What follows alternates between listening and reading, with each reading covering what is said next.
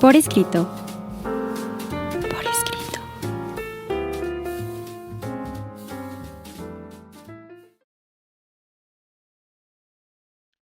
Eleva tus sentidos. Estamos en Por Escrito, un programa más con ustedes. El día de hoy me acompaña. ¿Qué tal? Mi nombre es Cecilia Durán Mena y seguimos en este afán de atrapar lectores y escritores para nunca dejarlos ir. Un servidor, Juan Carlos Padilla, los saluda y los invita a que nos sigan a través de todas nuestras redes sociales. Recuerden que estamos en Instagram, Revista Por Escrito, en Facebook Por Escrito MX, en X, @Por Escrito _.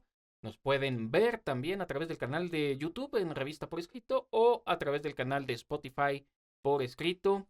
Todos los miércoles en punto de las 9 de la noche, una nueva emisión a través de Código Libre. Ceci, Juan Carlos, dame unos cerillos. no te los voy a dar jamás. Dame unos cerillos. Para eso, para lo que los quieres, no te los voy a dar jamás.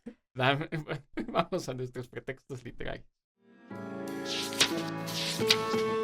Pretextos literarios. Sí, ya préstame los cerillos. No te los voy a prestar porque hoy de lo que vamos a hablar es de la quema de libros.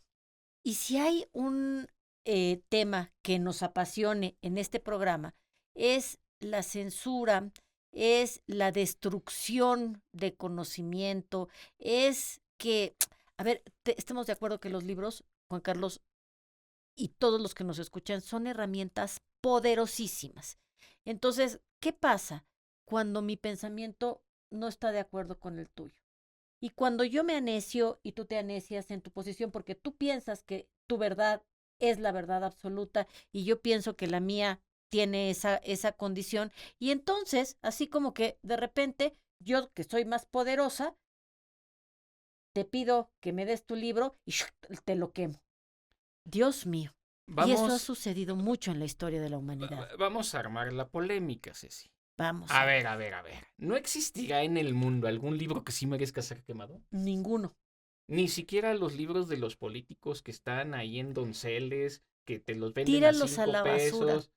Tíralos a la basura, pero no los quemes, Juan Carlos. No los quemes. Esta posición radical, y comparto por supuesto con Ceci, aunque no me quiera pasar los cerillos para No se quemar los va a esos pasar. libros, es que en efecto, si pensamos en la libertad de expresión, si creemos en que cada cabeza es un mundo, si creemos en la dignidad del ser humano, aunque lo que se escriba no sea algo con lo que estamos de acuerdo, es importante que ese libro exista, incluso para contrastar nuestros propios pensamientos.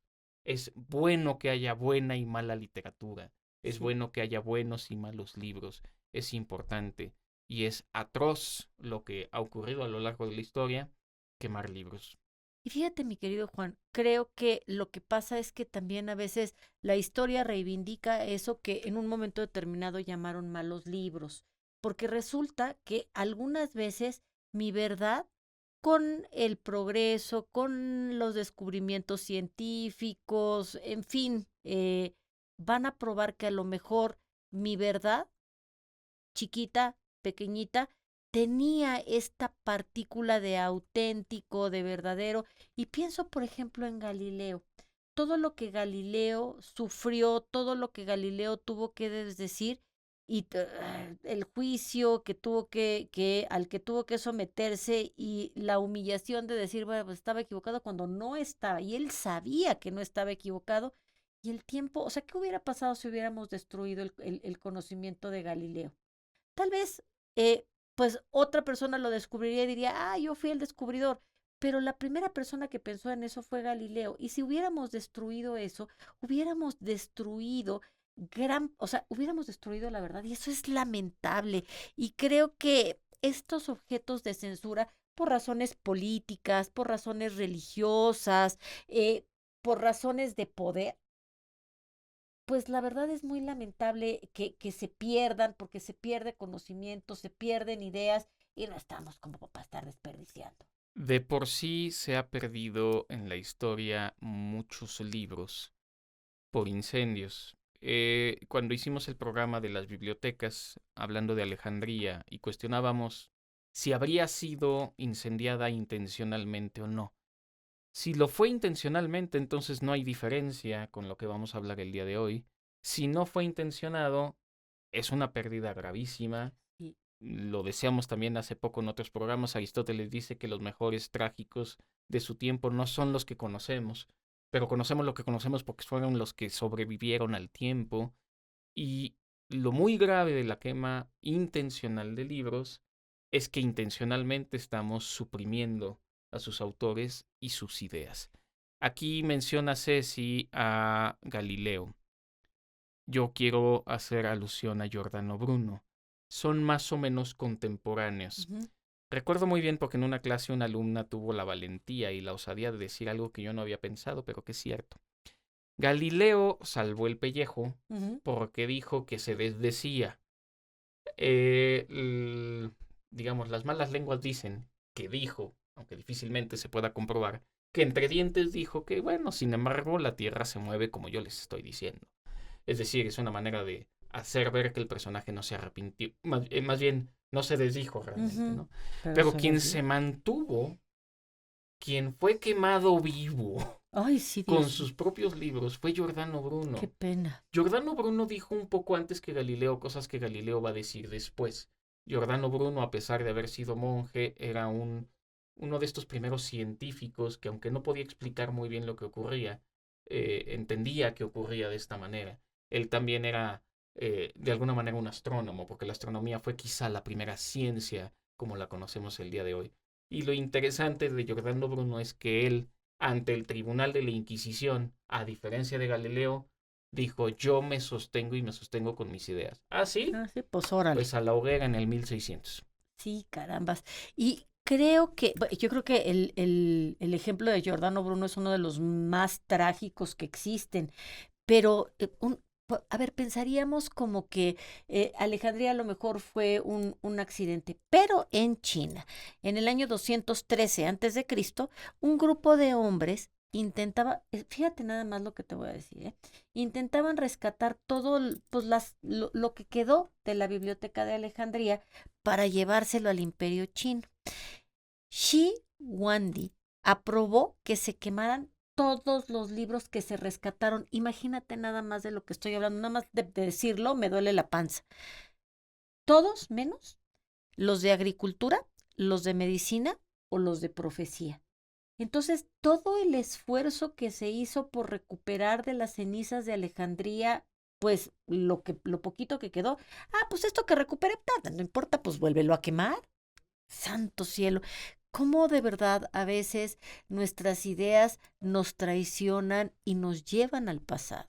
Cómo de repente estos seres humanos que nos sentamos en nuestro macho y decimos, pues así son las cosas y no quiero ver otro punto de vista, perdemos una cantidad de riqueza, creo que perdemos oportunidad, perdemos, y a lo mejor perdemos riqueza monetaria, porque también, claro que sí, pero estamos perdiendo una riqueza mucho más profunda, estamos perdiendo humanidad y yo creo que esto, frente a nuestros avances tecnológicos, frente al chat GPT, imagínate nada más, pensamos ahorita que todas estas quemas se dieron en la antigüedad y cuando tú piensas en quema de libros piensas en la Inquisición, se han dado recientemente y eso a mí me pone, bueno, la boca seca. Con un apagón digital va a ser lo mismo, solo que sin fuego. Para ir cerrando esta sección, quiero leer un fragmento de un libro de Eduardo Galeano que se llama Bocas del Tiempo. Dice así: La memoria quemada. En 1499, en la Granada, el arzobispo Cisneros echó a las llamas los libros que contaban 8 siglos de cultura islámica en España, mientras 13 siglos de cultura judía ardían en la hoguera de la Inquisición. En 1562, en Yucatán, Fray Diego de Landa mandó a la hoguera 8 siglos de literatura maya. Otros incendios hubo antes en el mundo, memorias arrojadas al fuego, y hubo muchos después. En el año 2003, cuando las tropas invasoras concluyeron la conquista de Irak, los vencedores rodearon con tanques y soldados los pozos de petróleo, las reservas de petróleo y el Ministerio del Petróleo. En cambio, los soldados silbaron y miraron para otro lado cuando fueron vaciados los museos y fueron robados los libros de barro cocido que contaban las primeras leyendas y las primeras historias que las primeras leyes escritas en el mundo. Qué triste. Acto seguido, fueron quemados los libros de papel. Ardió la Biblioteca Nacional de Bagdad y se hicieron cenizas más de 500.000 de libros. Muchos de los primeros libros impresos en lenguaje árabe y en lengua persa murieron también allí. Es algo constante en la historia porque los poderosos quieren silenciar a los que dicen la verdad. Vamos a la siguiente sección.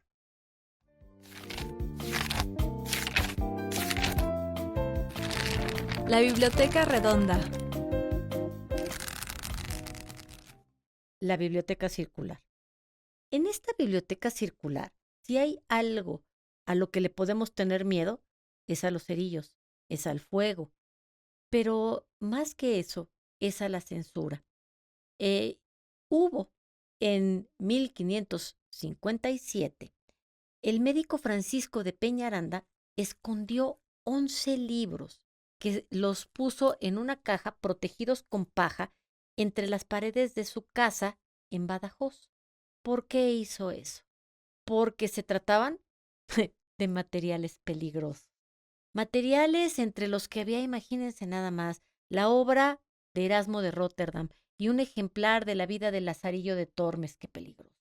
Muy críticas con los vicios y las corrupciones del estamento eclesiástico, cuya posesión era peligrosa, evidentemente, a los ojos de la Inquisición. Soplaban esos malos vientos para los libros en una Europa que estaba muy dividida por la confrontación entre los católicos y los protestantes, que hallaron en la imprenta un formidable aliado frente al adversario. Un siglo antes, la Iglesia ya había saludado con mucho gusto la invención del libro impreso y había ensalzado la tipografía como un arte divina, capaz de darle al mundo incontables tesoros de sabiduría.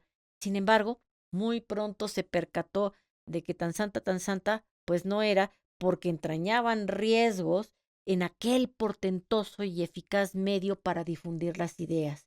Y las ideas están bonitas cuando están de acuerdo conmigo, pero ya no se ven tan lindas cuando no piensan lo mismo que yo. En 1487, la burla Inter Multiplicis de Inocencio VIII obligaba a obtener algo que se llamaba el imprimatur. ¿Qué era el imprimatur? Nada más y nada menos la licencia eclesiástica para imprimir libros. Desde entonces, la lectura y la posesión de libros prohibidos estuvo unida a las llamas de aquellos que se consideraban como libros heréticos, del mismo modo que los autos de fe contra los herejes, que se ejecutaban sentencias del Santo Oficio y se quemaban a sus reos, es decir, el ejemplo de Giordano Bruno, que fue quemado en una pira junto con sus libros. La Inquisición intervenía en esta censura después de que el libro ya fuera publicado. En 1490, durante el auto de fe de libros que se celebró en la Plaza de Zocodover en Toledo, fueron entregados al fuego Biblias hebreas y otros libros judaizantes. Pero también después ardían en Salamanca más de 6,000 libros como auto público en la Plaza de San Esteban. Y sí, ya que nosotros nos enteramos de todos estos medios de censura, pensamos y le pasamos la factura al Santo Oficio y cómo no, se destruyó muchísimo porque era muy complicado para lo que en ese momento era el establishment intelectual. Pero ¿qué tal hoy? Hoy seguimos con esas actitudes a veces muy parecidas a las del cardenal Cisneros. Es increíble que en Estados Unidos haya asociaciones que en este momento estén pidiendo la quema o la prohibición de libros como Matar a un ruiseñor, porque dicen que tiene un lenguaje racial y la forma en la que aborda la desigualdad. ¿O qué tal 1984 de George Orwell, en donde habla del totalitarismo, la vigilancia, la libertad individual, la manipulación de la verdad? O El Gran Gatsby, que es este panegírico al sueño americano, pero también a la decadencia moral, a las clases sociales, a la desilusión. Pero la que más me duele es Las aventuras de Huckleberry Finn de Mark Twain. ¿Cómo perder a Mark Twain? Está prohibido por su lenguaje racial y por la forma en la que aborda el racismo, pero lo que están perdiendo de vista todos estos censores es que están levantando el cerillo y le están quitando la posibilidad a alguien de que al leerlos pueda formar criterio.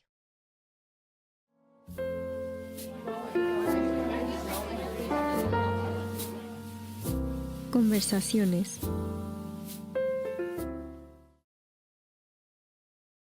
Hemos llegado a las conversaciones, Ceci, y yo sé que le quieres quitar los cerillos a algún personaje por ahí. Híjole. Cuenta la leyenda, mi querido Juan Carlos, que por las calles de Toledo va gritando un alma arrepentida de sus pecados. Yo no sé si esto es cierto o no, pero este señor es, si me lo, o sea, ese sí es un fantasma que me gustaría encontrar por decirle, ven acá, tráeme tus cerillos. Y estoy hablando nada más y nada menos que de Francisco Jiménez de Cisneros, el cardenal, que fue el titular de la Santa Inquisición, nada más y nada menos, en esta época de los reyes católicos tan poderosos. ¿Qué estaba sucediendo en este momento? A ver, había en el reino de Castilla y el reino de Aragón, se acababan de unir por amor y conveniencia para luchar contra los moros y lograron reconquistar gran parte de la península. Resulta de que Toledo era una ciudad muy cosmopolita para aquellos tiempos, era sede del imperio, pero había mucho asentamiento judío y mucho asentamiento musulmán. El cardenal Cisneros era un hombre que decía y reconocía la confesión católica como la única que podía existir. Por lo tanto, en el año 1500, siendo muy cercano a la reina, de modo radical y en contra de la integración de judíos y musulmanes a la vida del reino, dijo, no, estos nos van a contaminar. ¿Y cuál fue su mejor idea? Vamos a eliminar todo vestigio. Expulsó judíos, expulsó musulmanes, se confiscaron de todas las casas, incluidos casas de católicos, de sacerdotes, de monjes, entre golpes y, en fin, resistencias, y se hizo quemar a todos los Coranes, los ejemplares del Corán que había, y bueno, hicieron una pira enorme en algo que se llamó el auto de fe en Granada. Una verdadera atrocidad porque se perdieron muchísimos libros, no hay un inventario de todo lo que se perdió y creo que también eso es lo más lamentable. No es el único momento en la historia donde ha ocurrido algo así. Estoy, bueno, más que recordando, bueno, sí, recordando colectivamente el régimen nacional socialista. Sí, bueno. Es más o menos visible, estoy tratando ahorita de recordar películas, pero es que son varias. em, ya me acordé, es la de Sin Novedad en el Frente, que ganó Mejor Película Extranjera hace 2 años, donde hay claridad de imágenes, donde se acumulan libros de todo lo que pueda oler a comunismo, de todo lo que pueda decir cosas del socialismo, y se hacían estos montones de libros que se incendiaban en las plazas para amedrentar a la gente que conservaba libros, sobre todo si eran libros de ese corte. Evidentemente, censura siempre ha habido, Sí, claro. no solo ha sido la Iglesia en su momento, que tenía un índice de libros prohibidos, donde autores que nosotros favorecemos aquí, como Dante Alighieri, como François Rabelais, como Maquiavelo, han sido censurados, pero aquí particularmente pues es un contexto histórico concreto. Y me gustaría con esto aprovechar para hacer una recomendación de lectura y de película. La ladrona de libros, Marcus Zusak. No sé si tuvieron oportunidad de leer el libro o de ver la película. La película es del año 2007. En esta película una niña va a acercarse a uno de estos montones de libros. Pues al final no se quema todo del todo, encuentra algún libro y empieza a leer y empieza a buscar libros y empieza, digamos, a robarlos para poderse cultivar. En el fondo, lo que hacemos con la quema de libros es censurar las ideas. Y fíjate, mi querido Juan, que el hilo conductor de toda esta quema de libros es la purificación del pensamiento. Lo mismo que sucedió en Granada, sucedió también el 7 de febrero de 1497 con el fraile Savonarola's, que en un carnaval de Florencia decidió sustituir la tradición del carnaval por una quema de libros. 1530, Fray Juan de Zumárraga, destrucción de códices Códices mayas y mayas. aztecas, imagínate nada más. Y esto de a lo que tú te referías del bibliocausto, que así está denominado ahora por, pues no sé, por varios autores, eh, habla justamente de esta contaminación de la cultura aria. Entonces todo lo que no tuviera que ver con lo ario, pues se tenía que destruir. Y pues claro que allí iba todo lo que no, digamos, todos los libros católicos no cristianos, porque recordemos que Alemania era una Alemania que iba más con la separación de la Iglesia del Vaticano, pero bueno, Goebbels se dio gusto ahí para quitar todo lo que tuviera que ser comunista y todos los libros que estaban autorizados eran los distribuidos por el régimen. Y aquí es lo duro, cuando se mezcla este poder religioso, pero también este poder político, y en donde yo convierto a criminales en héroes, nada más porque me conviene. Y luego, Juan Carlos, ojalá esto hubiera pasado. El bibliocausto sucedió en 1933, hace casi 91 años.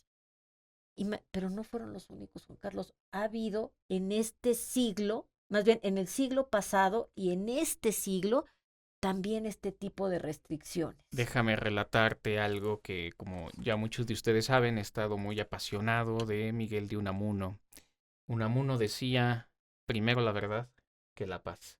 Y esto Sí. dice mucho. Y es que también en una de sus afirmaciones, es que las guerras no se hacen solo con las armas, se llevan a cabo también con las palabras y las imágenes, con la propaganda. No en vano la pluma puede ser poderosa como la espada y la máquina de escribir tan letal como la artillería. Es fantástico lo que nos dice Unamuno, y es que en su tiempo, en paralelo al nacionalsocialismo, va a surgir el franquismo. Y Franco va a perseguir también a los rojos, es decir, a los socialistas comunistas españoles, y las falanges van a empezar a favorecer cierto tipo de libros. Autores que en esta época van a ser perseguidos, pues desde Platón, Tolstoy, Dostoyevsky, pasando por Darwin, Perrault, y ya más propiamente los españoles, Vicente Blasco Ibáñez, Clara Campoamor, Pío Baroja, Bayo Inclán, Margarita Nelken, Miguel Hernández, el mismo Miguel de Unamuno también será censurado. Y a partir de ya que toman completamente el poder los falangistas, los franquistas en España, se va a recrudecer la quema de libros en esta época. Es algo que denunció el mismo Unamuno cuando todavía vivía, cuando era rector en la Universidad de Salamanca.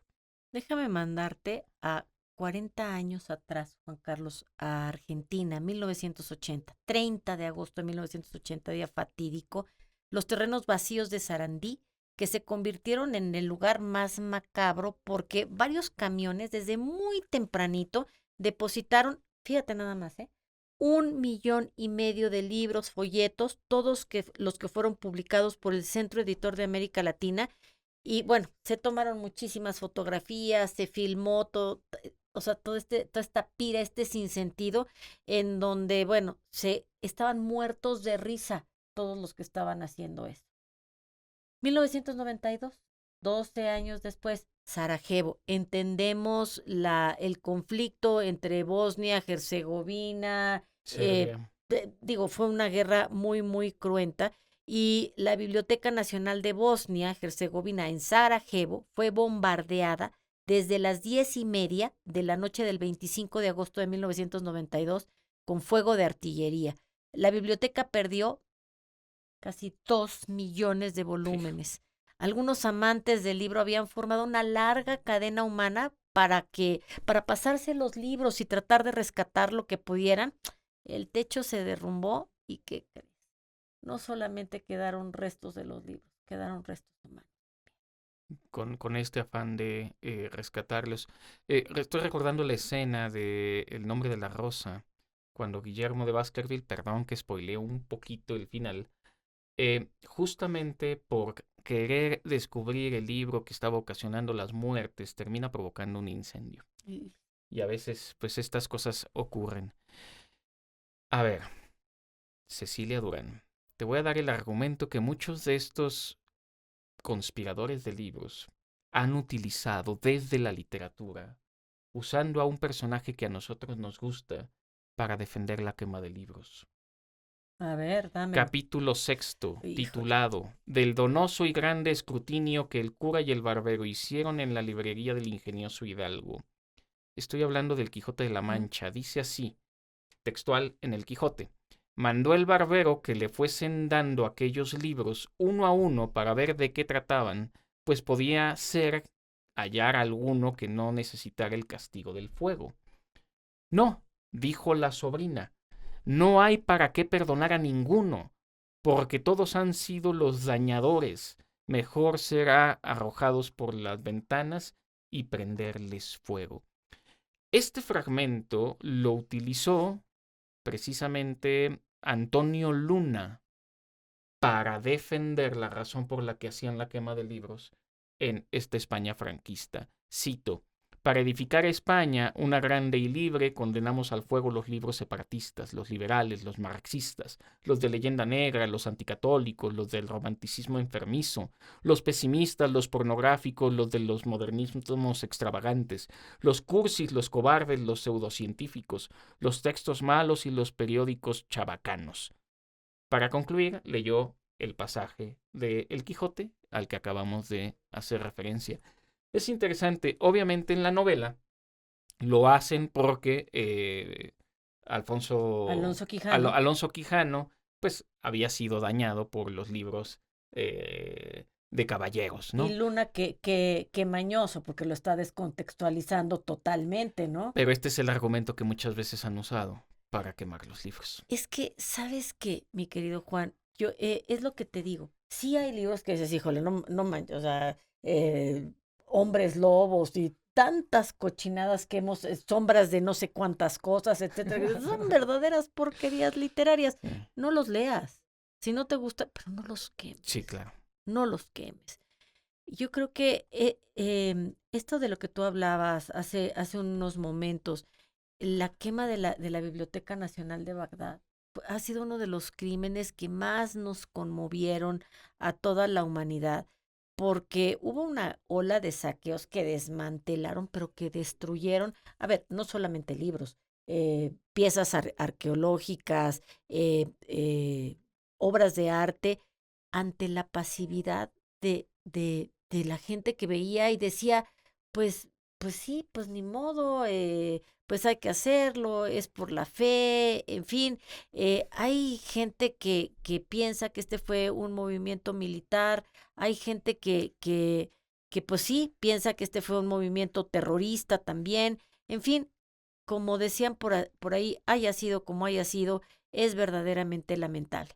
Yo quisiera, Juan, que platicáramos un poquito, a ver, te voy a dar una adivinanza. ¿Cuáles han sido los 5 libros más prohibidos a lo largo de la historia de la humanidad? Dime el primero y nos vamos a ir de espaldas. El más prohibido de todos. El más prohibido Pues de todos. me suena que podría ser alguno religioso. ¿Es uno religioso? Me suena que es un libro que tiene más de 70 libros en sí mismo. Exactamente. Me suena la Biblia. Sí, la Biblia. Claro que sí. ¿Y sabes, ¿y sabes quiénes la prohibían? La Iglesia Católica, querido.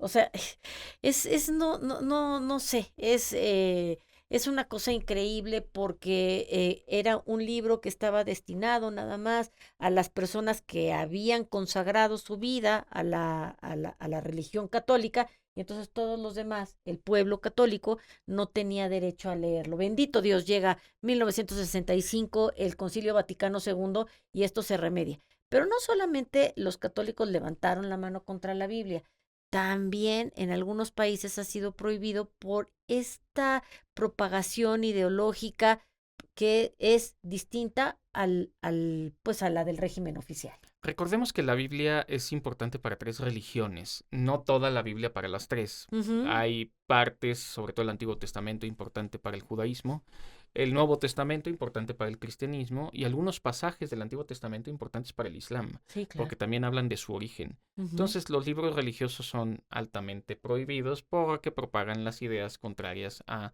el dogma de cada una. Es como, pues, un poco más o menos obvio.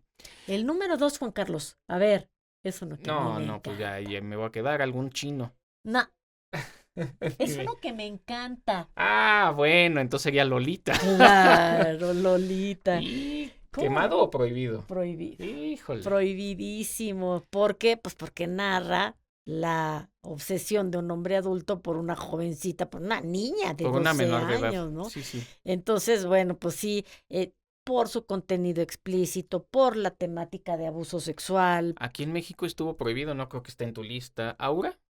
Ay, ahora, pues, sí, y además Digamos algo hace similar, ¿no? Y 20 años. bueno, sí, hace 20 años. Hace 20 Es como años, 20 sí. años. Sí, qué cosa.